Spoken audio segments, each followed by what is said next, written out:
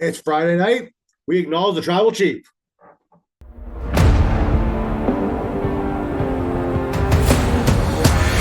Today on today's show, Cody versus Kevin Owens at Berlin. Bloody awesome. There is a tag team title committee tournament going on now, involving 4 teams.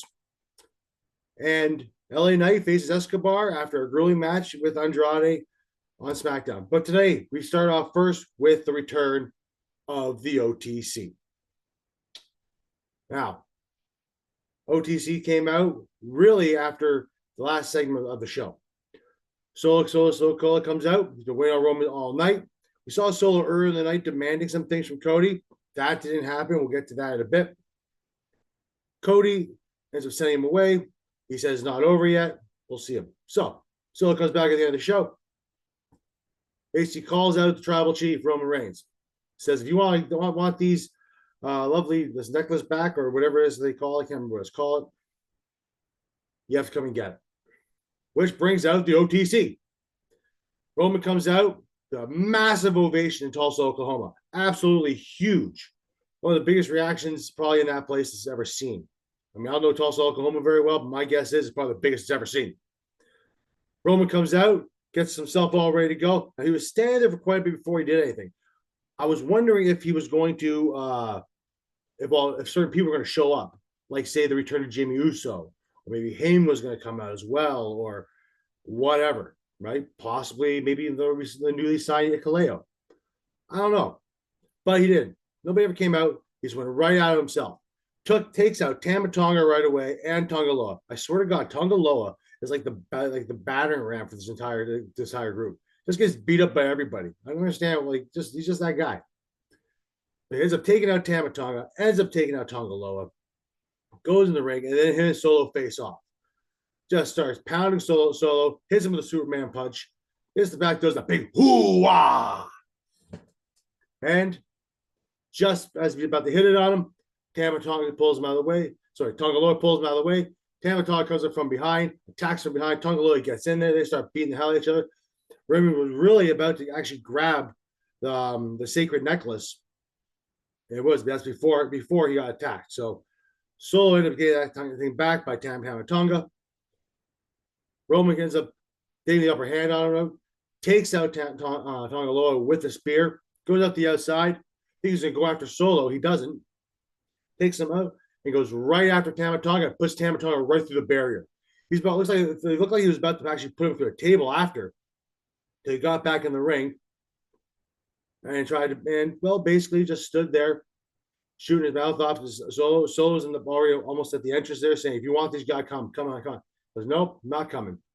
Almost like he knew there might be a possible trap by Solo there.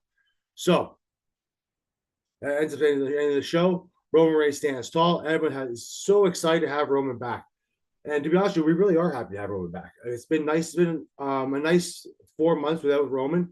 And to be honest, it's just nice. It's great to have him. You didn't realize how much you really missed the guy until he's gone for that period of time. Considering all the things he's done for the past 4 years, to see him come back and have that standing ovation, and he truly is like what people thought was going to be the ultimate babyface now, which almost like puts Cody in a situation there. So Roman's back. I don't know if they're going to have Cody. I don't know if they're going to have Solo versus Roman at Berlin. They really made mention of that at all. They did make mention about Roman Reigns against somebody else, but we'll get to that also in a few minutes. Now, Roman's being back here, you gotta wonder what's going to happen. If they are going to do a match at Berlin, will that be the debut of Hikuleo? Will that be the return of Jimmy Uso? A lot of questions to be answered still. Like I said, he didn't say anything tonight. He kind of just let his abilities show instead of actually having to say anything about it. So more to come really on what's going to happen with Roman Reigns here. But it looks like they might go towards that Solo versus Roman at Berlin, quite possibly, maybe even Bad Blood. But if they do, my guess is going to end up being a DQ. You're not going to have a definitive winner at all. And because my guess is going to be some kind of debut will happen or a re-debut or something. will occur during that match. So time will tell to see what will happen. We are only a few weeks away from Bash in Berlin. They are going to try to fill that card up pretty quickly because it is coming in really at the end of the month for the most part, right? In the beginning of September and the month beginning of September. So look forward to this. Yeah, next week should be interesting too. I'm assuming Reigns will be on next week's Raw, next week's SmackDown, and we'll go from there. Now, start of the show, I mentioned earlier, Solo Sikoa came out of the mentioned show. Reason that was, Cody comes out first. Cody, they did a recap, just to recap really what happened on SummerSlam, and then Cody comes out. Cody comes out and says, what do you want to talk about? And everyone knows what he wants to talk about, but he's not going to let that really deter him. Right? He didn't want to really talk about the return of Roman. But unfortunately, that did kind of end up happening based on Solo Sikoa coming out. Solo Sikoa comes out and basically he starts demanding a title shot, his rematch. He thinks he deserves a rematch. And Cody, in all his calmness, he's calmness goes, no. He goes, no, not really. He just explains why to him. He goes, why should I give you a rematch? Right? You couldn't get the job done. You had everybody attack me, right? Roman had come out, stopped you from doing it, right? And you lost. You couldn't even do it. Well, you have no right to even ask for a rematch. You're done. You lost. Right? Even after everything you tried to pull, you lost, man. You can't even do it on your own. Right? You can basically blamed him and also blamed him for Jacob Fatu getting hurt. Because he goes, everyone's doing your dirty work because you can't get the job done. Jacob Fatu's hurt because of you. Like, generally speaking, like Cody is showing that he actually cares about these other guys, even though they're attacking him every bloody week for the past month. It boggles the mind, but that's what he's doing. Shows what kind of stand-up guy he is. So Solo ends up getting kicked in the back there, and Cody continues on talking, but he says, I have an idea who I want to face at Berlin. Somebody he feels deserves it a lot.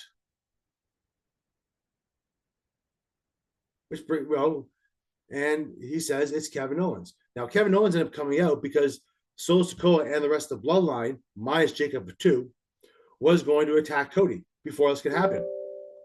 Right? Now, Cody, he stands up and says, Kevin Owens came to help him again, goes, you're the one I want to face at Berlin. I want to face you at Bash Berlin. You're the person I want to deal with. Why? Because you deserve it.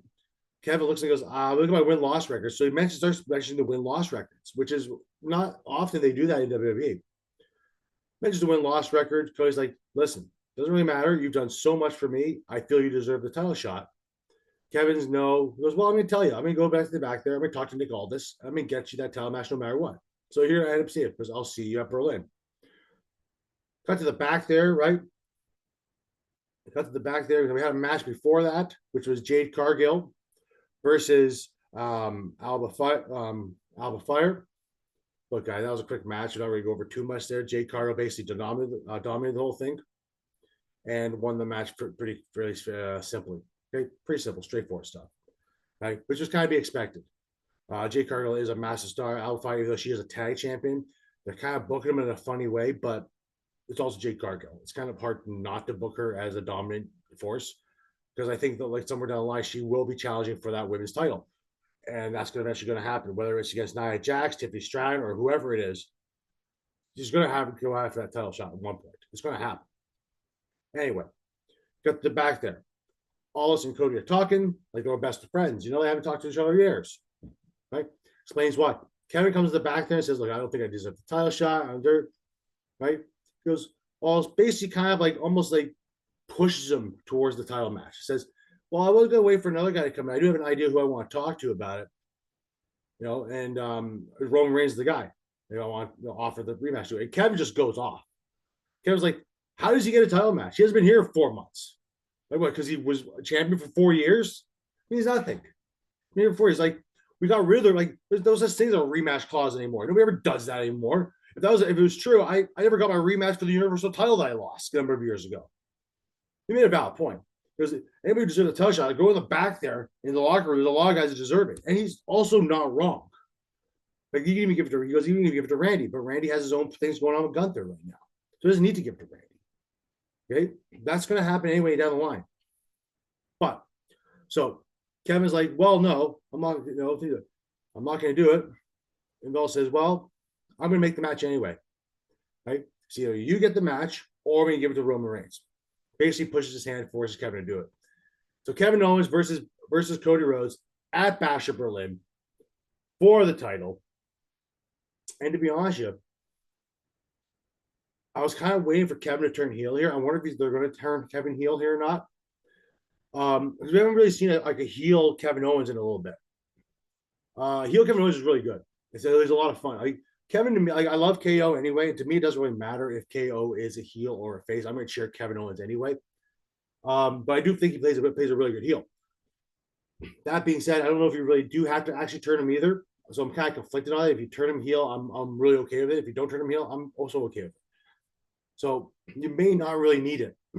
But I also hope that, I know Kevin's not going to win. I get that. Kevin's not going to be the one that wins. He's not going to be able to dethrone Cody. I mean, I could be wrong. I could be totally wrong on this. But Kevin's probably not going to beat Cody Rhodes. Simple as that, folks. I mean, it's a good possibility. It's nice thinking, but he's probably not going to win the title. Let's be honest with you. Right? If he does, I'll just be happy. I'll also be just as happy even with either way. I think it's going to be a really good match. Kevin's going to go all out. It will be in Berlin. He tends to go all out more for international shows than he does for stuff that's just based on the U.S. So I think it's going to be a hell of a fun match between Kevin Owens and Cody Rhodes. Moving on. So last week on Smackdown, we ended up having the tag titles on the line, the DIY versus the Bloodline, which, by the way, when the Bloodline came out tonight for both segments, Tonga Loa was holding the tag title with Tama Tonga. Now, last week we saw Jacob Fatu won the tag team titles with Tama Tonga for the Bloodline. But obviously, Jacob Fatu is kind of hurt right now with the leg. They're really selling the leg there. They say he's not too bad. He was in a walking boot the next day after SummerSlam, but not really much has really mentioned about it today. So they said he was injured. So we'll see what goes on with that. But they do have Tonga Loa having the tag title. So my guess is right now they're kind of using Freebird rules here. Doesn't matter, as long as if they're a team, they're a Bloodline, whoever's able to hold the tag title can hold the tag title. That's my guess. They did say his Bloodline is Bloodline. Right? When they did that whole tournament originally, in that gauntlet match, Tonga Loa couldn't wrestle into it, so they had Jacob Fatu fill in for him. So really, it's probably just doing Freebird rules here. So the tag teams are Bloodline, which means Tonga Loa can actually hold the titles, which means technically the Guerrilla Destinies are tag team champions in the WWE now. Let me figure that one out. But either way, they're having now a mini tournament to decide who's going to be the number one contender versus them. The tournament consisted of A-Town Down versus the Street Profits and DIY, who lost a little bit last, returning champion tag, TTIY, versus Pretty Deadly. Now, both matches were quite fun. Both matches were quite good. We did see, though, two faces actually, both face teams win, though. DIY ended up beating Pretty Deadly with the Shatter Machine, and and the Street Profits ended up beating A-Town Down with that blockbuster, they call it, or off the top rope. So it was both are really good matches, both really exciting matches, really showed off both. Nothing yet for the Austin Theory and Grayson Waller stuff. Like nothing. Like there wasn't even like a sniffle of it tonight. But DIY versus Street Profits. Look, it's hard to say who's going to win that match right now. I mean, right now you had DIY, who lost the tag team titles last week, the night before SummerSlam, and the Street Profits, who basically ran the entire gauntlet the week before, they ended up losing to the Bloodline.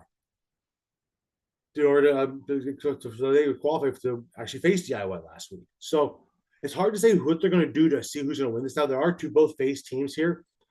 I'll be interested to see what they do first. My guess is right now they might do a rematch of DIY versus the Bloodline. In which case, maybe there too, you might see somebody come out. Like with Roman back now and the Bloodline holding those tag titles, it's almost like we're on surprise alert. All right. like we're on debut alert or surprise alert, what do you want to ever want to call it? Because next week, the winner of the DIY versus Street Profits match will probably face the Bloodline. My guess is at Berlin or the SmackDown before Bash in Berlin, like they tend to do. Or they'll put on the match. Hopefully they do. So my guess is maybe even there, you're going to see maybe the return of Jimmy Uso. Maybe you'll see the debut of Hikuleo. If not, it might be even the match versus Solo and Roman. So I've talked about that already. So we might even see that again. So either way, it's all up in the air on who's going to do what. I couldn't tell you here. Doug might have a better answer for me than what he thinks might be happening, but it's really hard to decide right now who is going to and who I want to throw my support behind right now between DIY and the Street Profits. Because both are deserving people to have it. Street Profits haven't held the titles. They mentioned it today in a pre-match interview, but they haven't held the title in 3 years. So that's almost like guides for them to maybe put the titles of Street Profits. Now, the Street Profits have had worked their asses off for the past number of years, too, to really distinguish themselves. The stuff that obviously with Bobby last year are basically done now. Bobby's his contract has pretty much expired. And there are talking about him going to AEW. Or since there is now the big rumor right now and almost confirmed, possibly the Lucha Brothers coming at some point too. Maybe might cost one of those guys the tag team title opportunity. Who knows? Lucha Brothers may end up coming in. Maybe they will go SmackDown because they have said they don't want to go to NXT. They don't need NXT. And they're right. They don't need NXT. Maybe they put them on Raw or SmackDown. Maybe it is SmackDown. I don't know. My guess is probably more or less Raw, but it could possibly be SmackDown. But we'll see. We'll see what happens there with the tag team. Either way, the tag team title division is looking pretty good right now. It's definitely getting better than what it was for a little bit there. I mean, it was really good when the Usos were holding the tag titles for a long period of time. They were. And it kind of just died a little bit. Now it's coming back by the looks of it. So it looks like it's really, really trying to grow it back up from the get-go. So yeah, let's see what happens with that. LA Knight cut a promo tonight, which led to being Escobar saying that he's pretty much the best there. Nobody's going to take it from him, and you have to pry it off from his dead hand. They all say that. They all say that. Which brought out Escobar. Escobar ended up coming out, shooting his mouth out, saying, he walked in, the first thing, some fan goes, "You suck." He goes, "Yes, you suck, as do you, LA Knight." I just ripping on LA Knight, saying, at the end of it, everyone's be chanting my name, going, Escobar. See? Nobody had a good laugh at it. LA Knight, he was kind of just mocking LA Knight, saying he's going to take the title off him. He's going to be, it doesn't really matter. You're going to hold it for a short period of time because you're just the pre-show to my main event and how I'm going to do it. So we're probably getting, so we've already told me already, we're probably getting LA Knight versus Santos Escobar, which is kind of a continuation anyway from that triple threat match a while back. So cut to the match. Andrade and Escobar, listen, these two guys know exactly what they're doing. Andrade versus Escobar. I'd be lying if I said I didn't want Andrade to win. I'd be totally lying to you if I didn't want Andrade to win. But I do. It wasn't the case, but I do. So if you want to look at Lucha Libre, watch these guys do it. They just put on a phenomenal show here. Lots of high-fly techniques, lots of different types of moves, hammer locks, suplexes, off the top rope, all sorts of stuff. Really, like almost like a little bit of a clinic. Now, obviously, if you had the Lucha Brothers in there, it'd be totally different. But maybe it's basically a clinic here. Now, obviously, this match wasn't done without kind of controversy, though. Andrade beating Carmelo Hayes the past 2 weeks in a row. Carmelo's coming down, kind of costing Andrade the chance to match. Escobar ends up winning in a quick predicament. Carmelo's like, finish it with a quick finisher and messy roll up. Whatever, it happens, right? Obviously, the Andrade and Carmelo Hayes stuff is going to continue on for a little bit longer, which is fine. Give Andrade something to do. Give Carmelo Hayes something to do. And you're going to get Escobar versus LA Knight, most likely at Berlin. And that's looking forward to that. That's going to be a good match. I don't see Escobar winning that, unfortunately. Unfortunately, Escobar just, to me, isn't at that point in time right now to where he's going to be able to win that that United States Championship. Plus, I don't think they're going to pull that title off of LA Knight anytime soon. At least not till maybe Survivor Series, possibly the Rumble. I mean, maybe even, I mean, I doubt it'd be taken off of Bad Blood, but it's good. I mean, it may happen, may not happen. Who knows on that one? We'll have to find out and see. Anything else that really happened on SmackDown? There wasn't really much else that happened on SmackDown. It was a pretty quick show. The wrestling matches took up a lot of the time there, plus also the promo stuff took a long time there as well. SmackDown was pretty straightforward there. But like I said, there going on as far as news goes this week, there was said the Lucha Brothers have been offered a WWE contract. They have not technically signed yet, but there's a good opportunity they probably are going to sign. They have said they want to stay going to WWE now. Look, they've been around a long time.